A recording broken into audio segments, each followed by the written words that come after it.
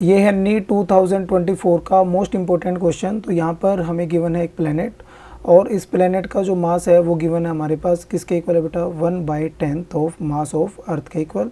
और इसकी जो रेडियस हमारे पास गिवन है तो वो किसके इक्वल है बेटा, वो है 1/2 ऑफ रेडियस ऑफ अर्थ के इक्वल।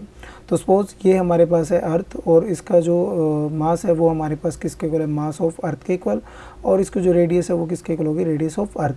तो यहाँ पर जो जी की वैल्यू होती है on the surface of earth, ये किसके इक्वल होती है, ये होती है हमारे पास G mass of earth divide by radius of earth का स्क्वायर।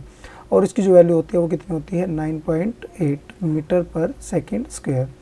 अब यहाँ पर जो है यदि हम प्लेनेट की बात करें तो प्लेनेट पर जो है ग्रेविटी जो होगी एट प्लेनेट वो किसके इक्वल होगी, ये होगी हमारे पास G mass of planet divide by radius of planet का स्क्वायर।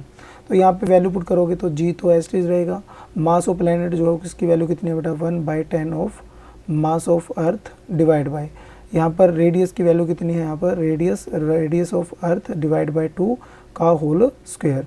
इसको सोल्व करेंगे तो हमारे पास जो वैल्यू आएगी वो कितनी आएगी 4/10 into G mass of earth divide by radius of earth का होल स्क्वायर। तो इसको सोल्व करेंगे 4/10 और इसकी जो वैल्यू हमारे पास वो कितनी है यहाँ पर 9.8। तो इसकी वैल्यू रखेंगे हम कितनी 9.8। इसको सोल्व करेंगे कितना आएगा बेटा 8 4 जा 32 2 3 और जो है 9 4 जा 36 37 38 39 डिवाइड बाय 10। तो यहाँ पे आंसर कितना आएगा हमारे पास 3.92 मीटर पर सेकेंड। तो हमारा ऑप्शन डी जो है यहाँ पर क्या हो जाएगा, राइट हो जाएगा।